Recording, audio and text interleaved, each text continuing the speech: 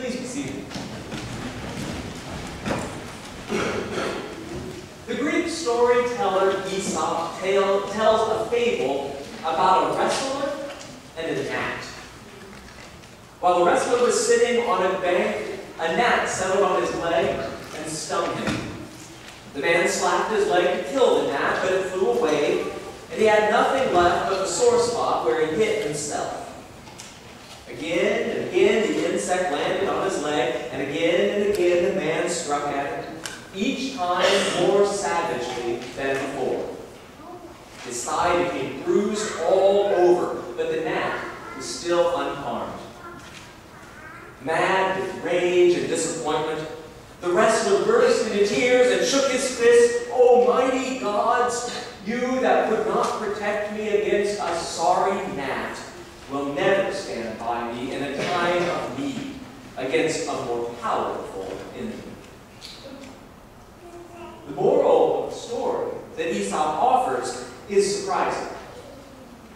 We neglect God in great matters, he says, petition God for trifles, and take offense when we do not get our way.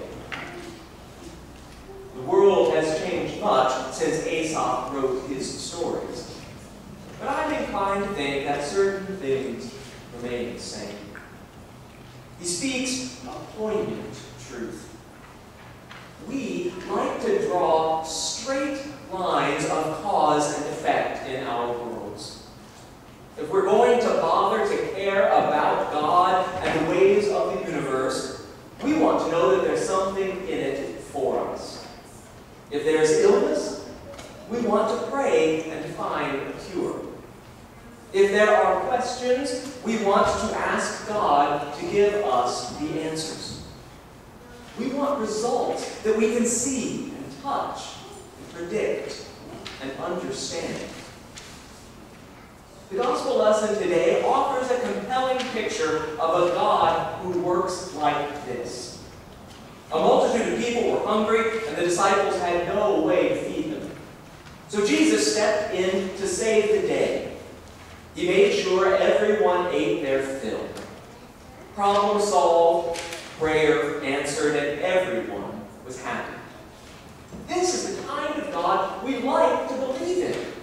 The kind of God that brings results. The kind of God that answers prayer. The kind of God that works for our benefit. But is this really how life works most of the time? Is this the experience you have with God in your life? When I am honest, I have a very hard time seeing God work in straight lines in my life.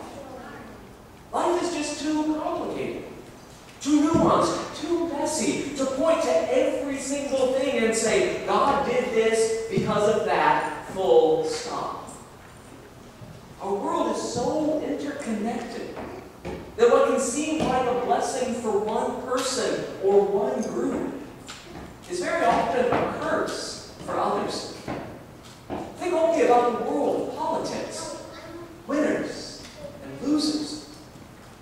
The job you got, the victory you won, the disaster and pain you avoided. In other stories, in other lives, the opposite is also true. So how are we to think about God when our prayers are the ones unanswered? When our dreams are the ones unfulfilled? When our blessings are the ones unrealized? Our Old Testament lesson today offers a picture of God far different from the predictable God of our gospel lesson. Jacob encountered a mysterious visitor in the middle of the night. The two became embroiled in a wrestling match. They tossed and turned and thrashed about through the evening until the break of day. Neither backed down nor showed signs of fatigue. The battle was so fierce that Jacob had his hip knocked out of joint. And yet, in spite of his pain, he refused to let go. Jacob held tightly to the visitor, refusing to let time, exhaustion, and pain stand in his way. Before he left, the visitor said to Jacob, "You have wrestled with God and with humans, and have prevailed." At the end of the ordeal, he blessed Jacob and changed his name to Israel, which means he wrestles with God. The one with whom Jacob was locked in battle was no less than God himself. Jacob had seen God face to face, but the God he saw was not the kindly old man who doles out blessings like penny candies. The God Jacob saw touched humanity in the most intimate and physical of ways. The God Jacob saw was locked in relationship, in give and take with humankind. This God changed Jacob's name to Israel and made him the father of a new people.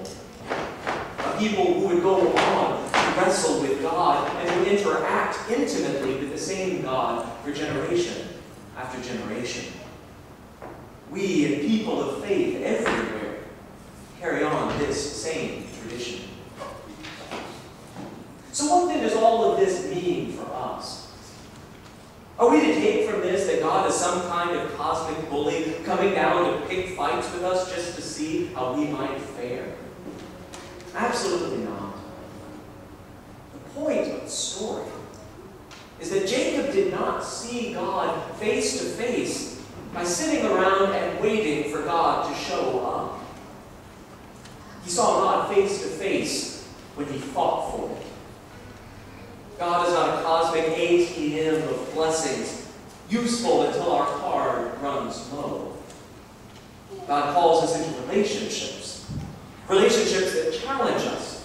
Relationships that require us to push back. The life of faith is not the vague belief that things will work out in the end on balance. Christian faith is about the conviction that however things might look, God never gives up on us. God never gives up on you. It is an inescapable reality that at points in our lives we will feel abandoned, hurt, abused, beaten down, and even insulted by God. The story of Jacob, the God wrestler, is our story. When you feel pushed, push back. When you feel abandoned, hold on tighter. When you feel lost, ask for direction. Times of trial are invitations to consider who we truly believe God to be. Is God nothing more than a cosmic swatter of gnats and eliminator of other annoyances? Is God the source of good only? Or is the God we worship one who walks by our sides and struggles with us as we carve out our place in the world? We exercise our faith not with mere words and intellectual assent, but by holding on to God, sometimes in a bear hug, sometimes in a half Nelson, but holding on nonetheless, and proclaiming that it is to you I belong in life and death, and I am not letting go. From a cool and comfortable distance, from safe places, God is very hard to see, as though God is not there at all. But when we dare to wrestle, when we dare to struggle with the reality of God in our lives, we can see God face to face. Amen.